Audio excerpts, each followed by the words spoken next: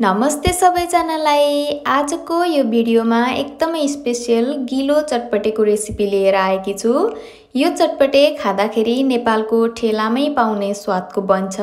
यसको लागि चटपटे मसला र चटपटेको गिलो एकदमै इम्पोर्टेन्ट हुन्छ। मैले यहाँ चटपटे मसला अनि चटपटेको गिलो सजिलो तरिकाले बनाएकी छु। मैले तताएको प्यानमा जिराको दाना राखेकी छु अनि धनियाको दाना पनि राखे।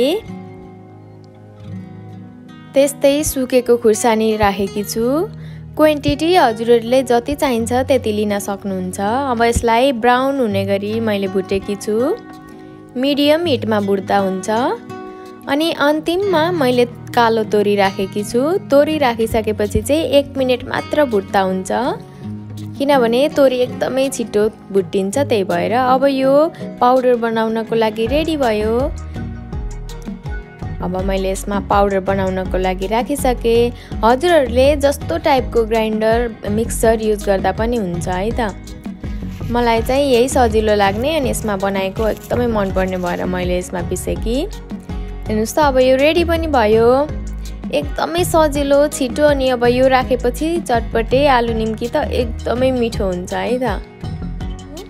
मैले चाहिँ ठुलो चम्चाको 2 चम्चा बेसन लिएकी छु।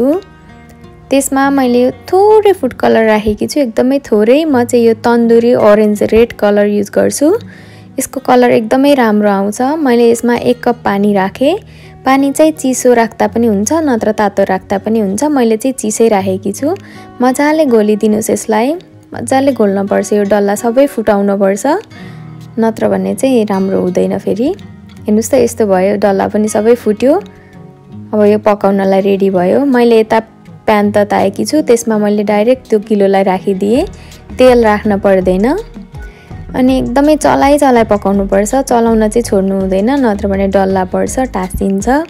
मिडियम हिटमा चलाइ पानी थप्दै पकाए पनि हुन्छ। पानी चाहियो भने पानी चाहिँ तातो पानी थप्नु होला। हेर्नुस् त, बाक्लो हुन थालिसक्यो। मजाले चलाइ 10 देखि 12 मिनेटसम्म पकाउनु पर्छ यो पिठो पाक्ने गरी। त्यसपछि रेडी हुन्छ। यो चाहिँ एकदमै सजिलो। हेर्नुस् त, जम्मा फुड कलर अनि बेसन अनि पानी त्यति नै चाहियो। यस्तो राम्रो कलर आयो, एकदम बाक्लो पनि भयो। हजुरहरूले पनि यसरी नै बनाएर ट्राई गर्न सक्नुहुन्छ।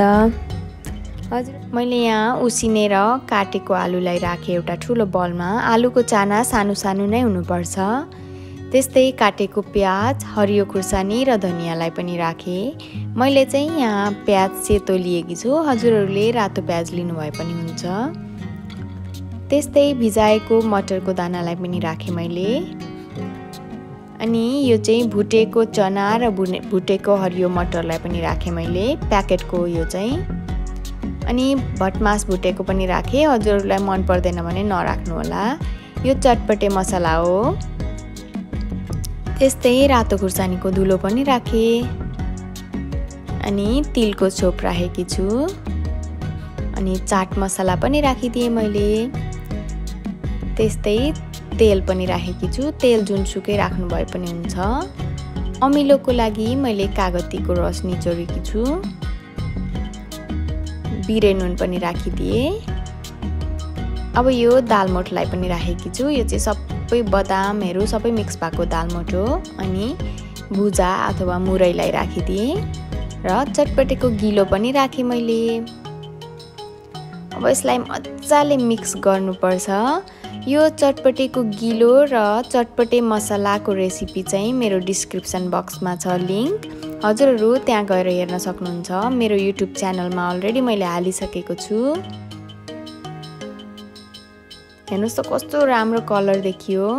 यो कलर कसरी बनाउने र चटपटे मसला एकदमै इम्पोर्टेन्ट हुन्छ यो गिलो चटपटेको लागि। त्यो कसरी बनाउने भन्नको लागि डिस्क्रिप्सन बक्समा क्लिक गर्नुहोला अनि त्यहाँ लिङ्क भेट्नुहुन्छ हजुरहरूले।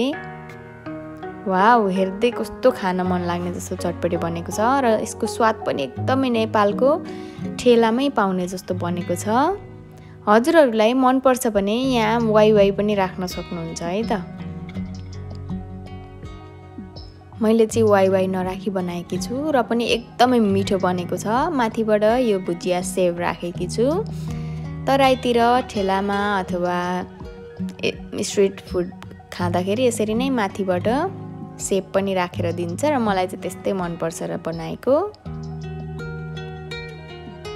वाउ, एकदमै यम्मी बनेको छ। हजुरहरू पनि यसरी नै बनाएर आफ्नो फ्यामिलीसँग इन्जोय गर्नुहोला र मेरो युट्युब च्यानललाई सब्स्क्राइब गर्न पनि नभुल्नुहोला। Thank you.